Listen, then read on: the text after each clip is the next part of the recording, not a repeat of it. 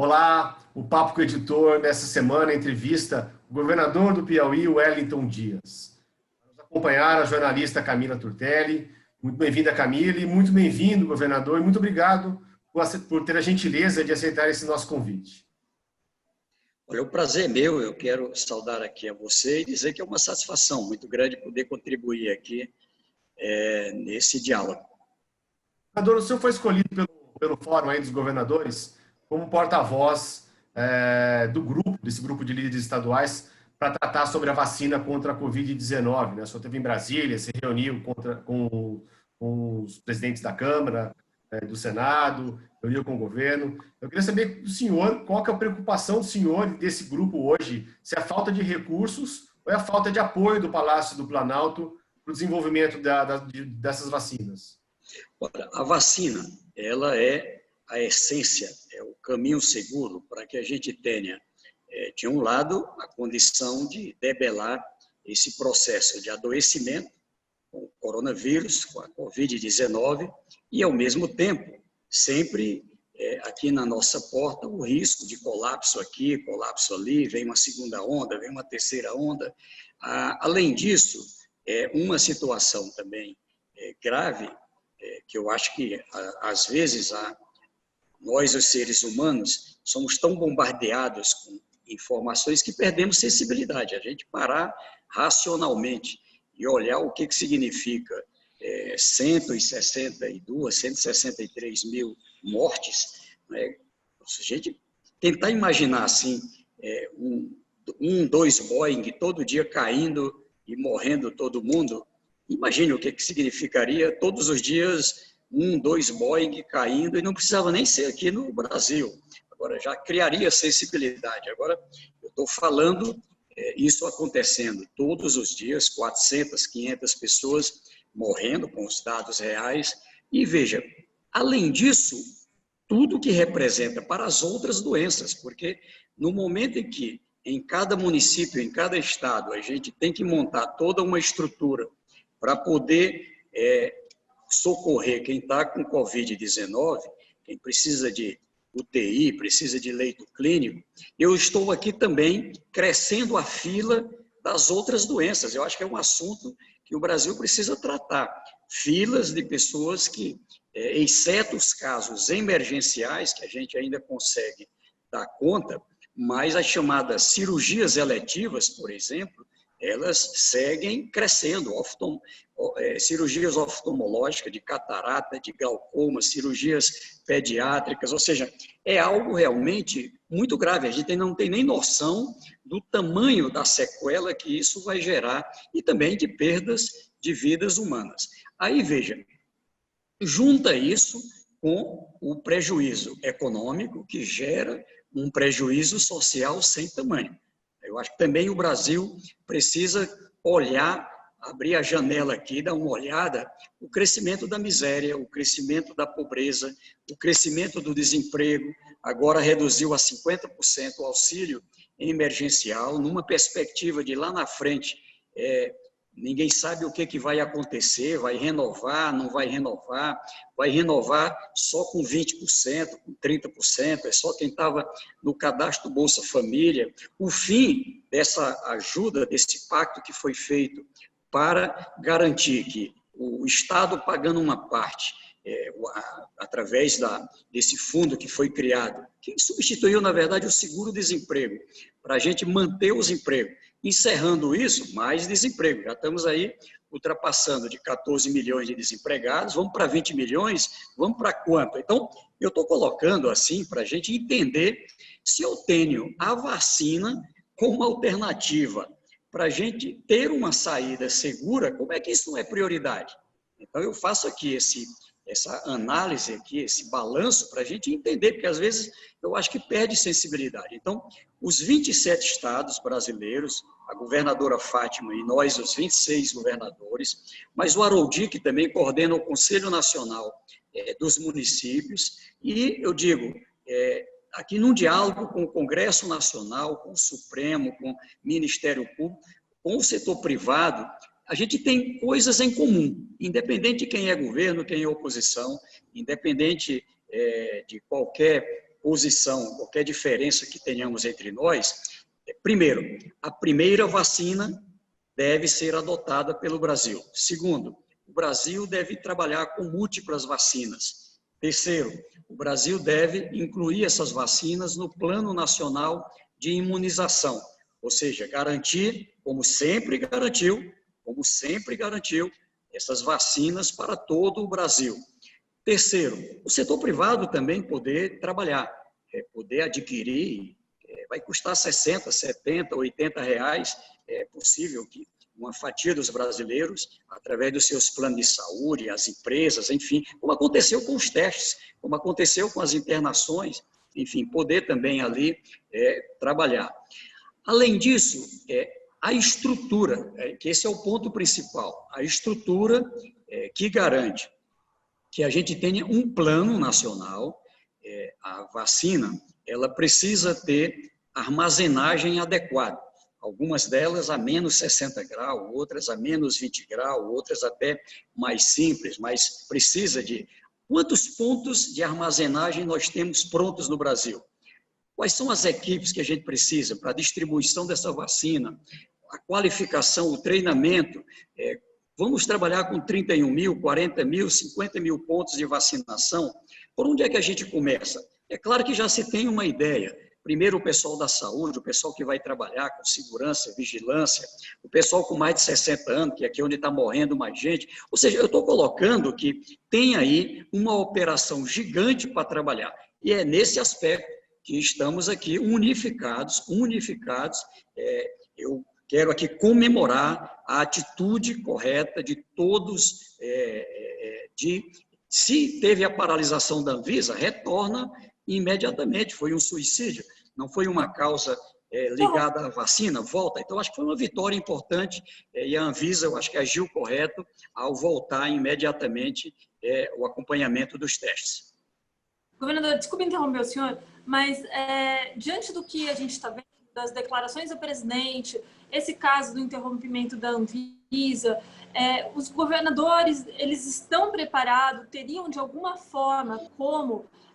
talvez como num consórcio, por exemplo, assumir o trabalho de uma tentativa de se financiar o desenvolvimento das vacinas e conseguir distribuir isso para o país, independentemente do governo federal? Estamos trabalhando primeiro com o Plano A. O Plano A é o normal. O que é o normal? O Congresso está lá com já a proposta para ter os recursos, o orçamento, como é medida provisória, já estão disponíveis ao governo federal os recursos necessários. Esses recursos, eles têm por objetivo não apenas a compra das vacinas, mas também para tudo que for necessário, para garantir seringa, para garantir armazenagem, distribuição, etc. Bom, esse é o Plano A. Lado bom desse plano, ele, apesar de tudo que se falou, ele está em vigor. Veja que a Anvisa mantém o acompanhamento, que é um ponto principal aqui, é seguir uma orientação que hoje é da Organização Mundial da Saúde. Nós fizemos uma teleconferência com o Dr. Jarbas Barbosa, que é da OPAS e é também da Organização Mundial da Saúde, e ele é quem é o encarregado, inclusive, da compra de vacinas pela Organização Mundial da Saúde, vai comprar 2 bilhões de doses no consórcio organizado pela Organização Mundial da Saúde e que garante na proporção da população para o Brasil, para outros lugares. Mas a orientação do OMS é de uma autorização emergencial, ou seja, que uma agência como a Anvisa, como já está fazendo, ela já acompanha a terceira etapa da vacina AstraZeneca, lá da Fiocruz, da vacina aqui da Sinovac, acompanha também a da Rússia, que está sendo experimentada lá na Bahia e no Paraná, a da Pfizer, que está sendo testada também lá na Bahia, em Salvador. Nós aqui do Consórcio Nordeste estamos fazendo esse acompanhamento ali com nossos cientistas aqui e garantir que imediatamente após a conclusão da terceira fase, se tenha a condição de ali ter a publicação, ter todos os procedimentos, e poucos dias depois, talvez 15 dias, a gente ter a autorização. Bom, o que eu estou dizendo? Foi criada a Câmara Técnica, até 30 de novembro, ela está funcionando, deve divulgar todo esse protocolo que o Brasil vai seguir nas 27 unidades da federação. Se alguma coisa aqui der errado, não tenha dúvida, nós vamos para o plano B. Qual é o plano B? Se eu tiver vacina aprovada por alguma agência respeitada no mundo, se eu tiver aprovada como um procedimento da OMS, com uma, vamos dizer assim, uma aprovação prévia, eles têm lá um mecanismo em que também fazem o acompanhamento dessas vacinas. É claro que nós vamos buscar as condições do uso, seja no Supremo, seja no Congresso Nacional, para garantir. Eu não quero acreditar, porque não é razoável, não é próprio. Quando a gente criou, eu era parlamentar quando foi criado as agências reguladoras. As agências reguladoras, elas têm independência, autonomia, tem um quadro que tem muito mais do que estabilidade, exatamente para poder ter essa liberdade. As pessoas que vão para lá vão para mandato, está no mandato, ninguém tira, então não tem sentido a Anvisa não assumir o seu papel. Acho que foi isso que fez as tomadas de decisões até agora. Não vai entrar a vacina da China, entrou. Não vai voltar mais a ter o acompanhamento, voltou. Por quê? Porque é assim mesmo, seguindo a ciência. E isso doa quem doer. Pode alguém achar ruim ela ter parado? Pode, mas ela teve alguma base para poder tomar a sua decisão. E também teve base científica para poder retomar. Governador, ainda sobre essa questão da paralisação e a retomada, tudo bem, vamos dizer que isso foi basicamente técnico, como mostrou ser técnico. Mas o presidente Bolsonaro, né, durante a semana, sem ter dados, sem saber qual foi a causa, comemorou, né, mais uma vitória do presidente Bolsonaro sobre, não falo o nome, mas naturalmente sobre o governador de São Paulo, João Dória, que é o estado que tem o Butantan, que toca a vacina com a Sinovac. Eu queria saber do senhor, o que o senhor acha dessa guerra das políticas da vacina, né? E quero saber que lado o senhor está, do lado do governador João Dória, do lado do presidente Bolsonaro. Para mim, até politicamente, é fácil de responder, porque eu nem politicamente nem sou de um lado, nem sou do outro, tá certo? Mas, neste caso, eu digo que os governadores, os prefeitos, com muita maturidade, nós estamos do lado de um caminho que, de forma pragmática, ele é o mais simples. Nós estamos do lado de salvar vidas. E, nesse aspecto, não é só um jogo de palavras. Nós temos uma posição, desde o início, que é a mesma. É lamentável que se coloque a disputa do poder pelo poder.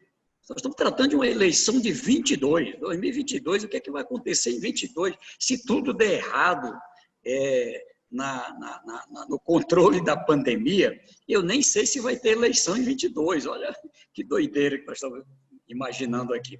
Então, o que eu acredito é que há hoje, eu diria que a ampla maioria dos líderes, uma separação entre o jogo da política e, ao mesmo tempo, aquilo que é a essência, que é um caminho para a gente encontrar uma saída. Na minha visão, vai perder quem quiser fazer o uso eleitoreiro de uma coisa tão séria.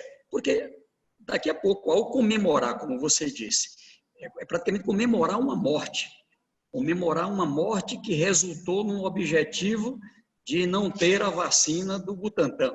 Não é razoável, especialmente quando isso acontece com o presidente da República. Então, eu quero dizer aqui claramente que, na minha opinião, e é o que eu tenho conversado com não diretamente com o presidente Bolsonaro, mas com o ministro da Saúde, conversado com o líder do governo, Ricardo Barros, na Câmara, conversado com o governador Dória, da necessidade de a gente ter aqui um caminho em que se volte ao eixo. Neste caso, o que eu imagino? Trata sobre esse tema, que seria o ideal, as equipes do Butantan, as equipes da Anvisa, as equipes, porque inclusive a gente passa a ter uma informação mais sólida. Qual é o lado ruim? O lado ruim disso tudo é que se está criando assim, como se fosse uma antivacina, né? Ou seja, você tem uma situação que já prejudica, inclusive, as vacinas agora em vigor. Não sei se você acompanha, mas a vacinação que nós estamos tendo agora para sarampo, voltada para H1N1, para influenza, nós estamos fracassando no Brasil. E eu acho que esse debate vai ser... A vacina obrigatória, meu Deus, a vacina, eu vou mandar prender, a Camila não quer tomar a vacina, eu vou mandar prender a Camila. O que deu de solução? Agora, a Camila sabe que a vacina para doenças que são transmissíveis, elas são exigidas. Por exemplo, quando você vai fazer uma viagem para outro estado, uma viagem para fora do país, a febre amarela. Se eu vou viajar de uma região que tem febre amarela, eu preciso ter a comprovação da vacina. Ela é exigida no emprego, ela é exigida na universidade, ela é exigida na escola, ela é exigida, enfim, em muitas coisas. Então, ela passa a ter uma obrigação muito mais na proteção do outro, não é? Ela tem um olhar para a minha proteção, mas tem uma proteção do outro em primeiro lugar. Então, veja, esse debate, ele é estéril, ele é sem sentido, e ele leva a uma situação de um ambiente anti-vacina, cria insegurança. Será que essa vacina vai matar meu filho? Será que vai me matar? Vai matar meu pai? Quem não se lembra ali? A vacina dos velhos é para matar os velhos. São coisas assim malucas que assim, incompreensível. Eu, como brasileiro, fico triste. Governador, voltar um pouquinho, o senhor citou o ministro da Saúde, o Eduardo Pazuello. Como que o senhor avalia o trabalho dele até agora? O senhor diria que ele tem feito um trabalho eficaz nessa pandemia? E como que tem sido, como que foram as conversas com ele? É o mesmo tom? É a mesma ideia que o presidente Bolsonaro demonstra ter? Ou ele tem um diálogo um pouco diferente? Há um fato concreto. Primeiro, como ele mesmo revelou, sou um soldado, um da ordem e eu obedeço. Esse é um ponto. Na verdade, quando eu tenho aqui, eu sou o governador do estado, é claro, sou eu que coordeno, tenho uma responsabilidade de dirigir o meu estado, assim como o presidente Bolsonaro, de dirigir o país. Agora, eu quero ter uma equipe, um secretário de saúde, em que eu possa confiar e dar a ele as condições de uma equipe técnica e, a partir daí, é a minha referência para as ações que ali acontecem. É assim que funciona na normalidade. Mas eu lhe digo, no encontro que fizemos no último dia 20 de outubro, eu diria que é uma pena que ela não foi uma agenda pública para o Brasil inteiro acompanhar. Deu orgulho participar daquele momento. Por quê? Porque fizemos uma pactuação, municípios, Estado, governo federal, setor privado, academia, Butantan, Fiocruz, Anvisa, todo mundo juntos, Câmara, Senado, todo mundo ali junto. E o resultado, saiu um plano nacional, que é em cima disso que estamos trabalhando, manter o Plano Nacional de Imunização também para a Covid-19. Então, eu digo que, do ponto de vista técnico, ele demonstrou naquele instante uma compreensão da sua responsabilidade e de caminhar com a ciência. Essa é a essência para um ministro da Saúde. Governador, só para contextualizar, essa reunião que o senhor está citando foi aquela reunião em que saiu o acordo sobre o Instituto Butantan, que alguns dias dali o presidente Bolsonaro negou que faria uma compra sobre a vacina que está sendo desenvolvida pelo Instituto Butantan com a indústria chinesa, é isso? Exatamente. Foi sobre essa agenda que resultou, repito, em coisas que estão acontecendo. É o lado bom. Nós temos uma Câmara Técnica que lá foi aprovada, está trabalhando e deve apresentar o seu plano até 30 de novembro. Ficou da Anvisa fazer o acompanhamento agora já na fase da conclusão da terceira etapa, facilitando assim o trabalho dela, que é de, lá na frente, autorizar mediante a comprovação de segurança, de eficácia, enfim, da vacina. E tem também, a partir desse plano, o compromisso, não só financeiro, mas inclusive estrutural, para garantir que a gente tenha nacionalmente o mesmo regramento sobre vacina. O que ficou pendente?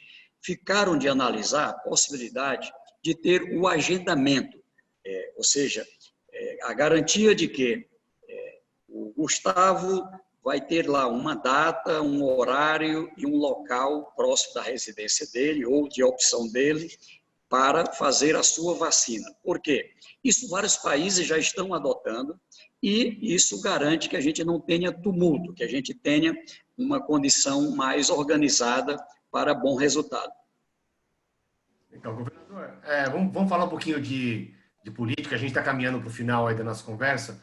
Em uma entrevista recente, inclusive foi dada para a Camila, o presidente do Progressistas, o Ciro Nogueira, ele disse que o Nordeste não é de esquerda, não é petista e nunca foi lulista, né? Não, o Nordeste foi lulista. Você concorda com isso? O que ele disse, na verdade, o Nordeste não é de esquerda, o Nordeste não é petista, o Nordeste foi lulista. Foi lulista, tem razão. Você concorda? O que eu digo sempre é que quem comanda na política é Sua Excelência, o povo, tá certo? Eu posso ter uma opinião, o outro pode ter outra. Agora, claramente, o que eu posso informar é que aqui no Nordeste nós temos uma população que tem uma gratidão, e não apenas ao presidente Lula, à presidenta Dilma, ao Partido dos Trabalhadores, mas a um campo político, que ele é formado também com líderes de outros partidos, que olhou para a região. Quando se trabalhou programa Luz para Todos, programa Água para Todos, programa de infraestrutura, programa de saúde, de ampliar onde não tem ainda ensino médio, ou ensino técnico, ou ensino superior. É claro que onde menos tinha é quem é mais beneficiado. Onde tinha mais pobre que passou a ser protegido na rede de proteção social, os programas de agricultura familiar.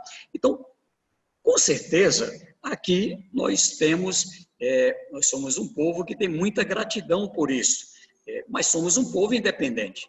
Nós somos um povo independente. Realmente, se tiver um olhar para o nosso povo, se tiver coerência com aquele pensamento, com a defesa de democracia, a defesa de um olhar sem discriminação, uma defesa com vamos dizer assim, uma sensibilidade com as necessidades que a região tem, como já foi dito pelo próprio presidente Lula, o Nordeste não é problema, o Nordeste é solução. Governador, o avanço do auxílio emergencial aí, as visitas constantes do presidente Bolsonaro ao Nordeste, preocupam a esquerda ou não? Vamos ver o resultado das eleições agora de 20, depois um pouquinho de paciência, acompanhar 2022. Já teve aí, me parece que o Ulisses Guimarães, o Tancredo Neves, diz: a eleição é como uma nuvem, você olha, está de um jeito, daqui olha, e tem o outro. O fato, o que o presidente Bolsonaro fez foi encaminhar ao Congresso Nacional, num momento destacado, como a gente viveu, um projeto para colocar um auxílio emergencial de R$200, ele era, por si só, já na média, semelhante ao Bolsa Família, mas bem mais amplo, e não podemos esquecer, o Congresso Nacional fez um debate e resolveu colocar R$600. Quem paga? Quem paga é o Poder Executivo. E o nosso povo é grato por isso. Eu não posso deixar de reconhecer a importância que isso teve para a circulação de dinheiro na nossa economia, para proteger aqui os mais pobres. E por isso mesmo que vai dar um efeito colateral gigante, a redução agora para 50% e a insegurança se vai continuar ou não, porque a pandemia continua, não é? As pessoas que ficaram desempregadas ou que ficarem agora sem o auxílio emergencial, não vão bater na porta lá e não vão achar emprego, a situação continua igualmente grave. Fiquei, inclusive, animado esses dias em ver uma fala do ministro Paulo Guedes, foi a primeira vez que eu vi ele colocando, olha, eu admito que pode ter a prorrogação, porque é a lógica. Isso causa déficit ao país? Causa. Mas isso também é o que sustenta o PIB brasileiro.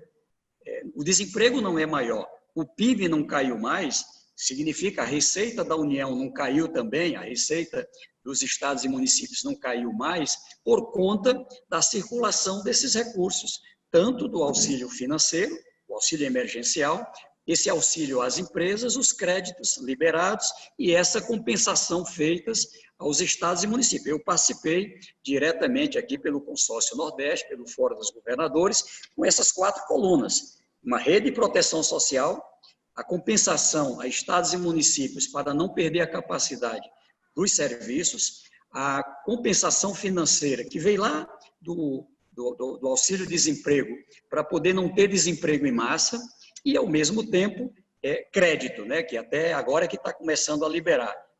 Botaram muito burocratizado. Agora, o que faltou? Faltou a perna principal. A perna principal é um plano que venha substituir isso, porque isso não vai aguentar por muito tempo. Isso aqui está faltando. Qual era a ideia? A retomada das obras que estavam paralisadas, garantir um conjunto de ações em áreas que pudesse aquecer a economia.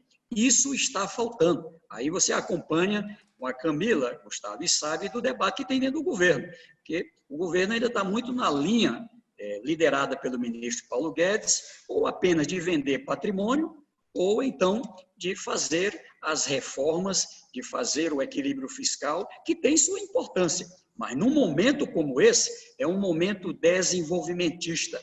Aí aqui de novo, nós aqui pelo Nordeste somos desenvolvimentistas, nós entendemos que é o poder público quem tem que dar o primeiro passo para que a partir daí venha o setor privado e a gente tenha uma saída segura. Dá tempo de fazer mais uma pergunta, Gustavo? Mais uma, pode mandar, a última. Governador, o senhor acredita na construção de uma frente ampla, centro-progressista, como se tem falado aí, para se contrapor ao bolsonarismo? O senhor tem participado dessas conversas? Sim, eu tenho participado e eu acredito. Eu acompanhei, acho que todos acompanhamos, as eleições americanas como um sinal para o mundo. Vamos ser sinceros, o estilo do presidente Trump era um estilo diferente do estilo do presidente Biden.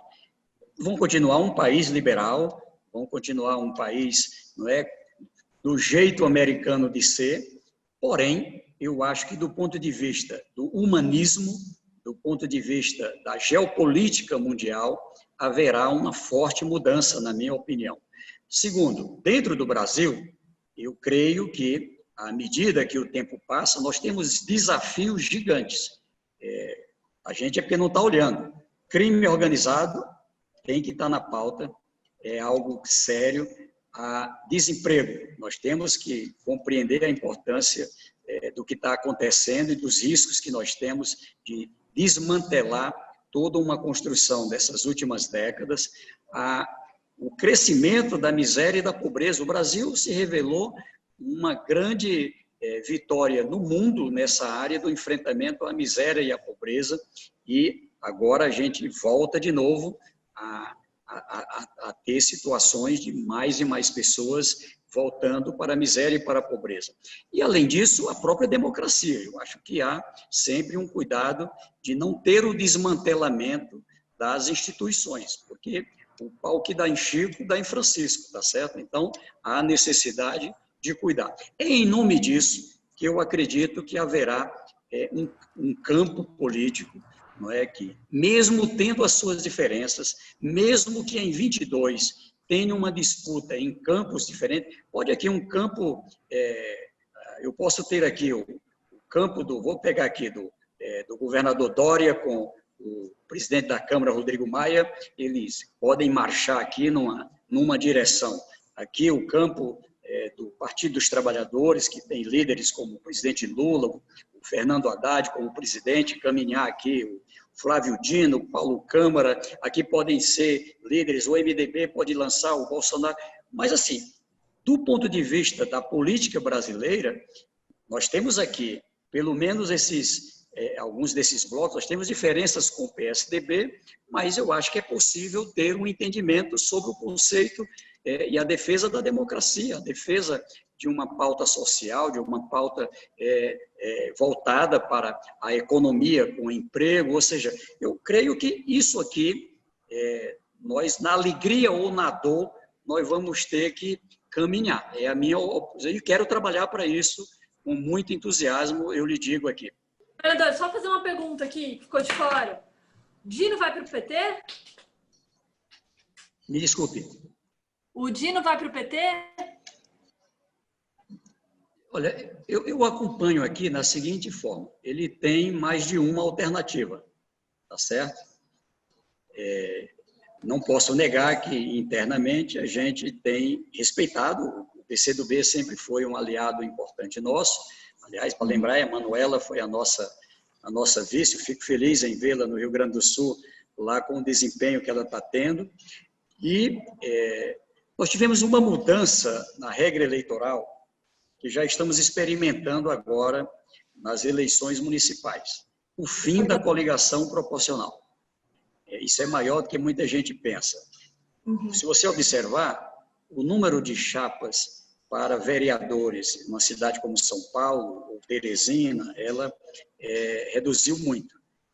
Já deve ter metade dos partidos que conseguiram organizar chapas, tá certo? Isso vai acontecer no nacional. Na minha opinião, vão sobrar aí talvez 12 partidos em todo o país. Sair de 39 para aproximadamente 12 partidos. Não, pode ser um pouquinho mais, mas não muito. E isso vai resultar em fusões partidárias. Então, tem um diálogo, ainda não está certo. Todo mundo resolveu esperar a eleição de 20 para, após 20, tomar decisões. Mas, assim, alguma forte mudança nós vamos ter, tanto no nosso campo, como também no centro, e também, eu acho que no próprio lado lá do presidente Bolsonaro. Eu acho que haverá uma forte mudança. Governador Wellington Dias, muito obrigado por atender a gente aqui no Papo com o Editor do Broadcast Político. Queria agradecer muito a Camila, nossa companheira, nossa repórter, que está sempre com a gente aqui. Agradecer ao Cláudio da Luz, que está fazendo a ponte e vai fazer a edição final. E agradecer a todos que estão acompanhando o Papo com o Editor no Broadcast Político, que volta na próxima semana. Muito obrigado. Grande abraço.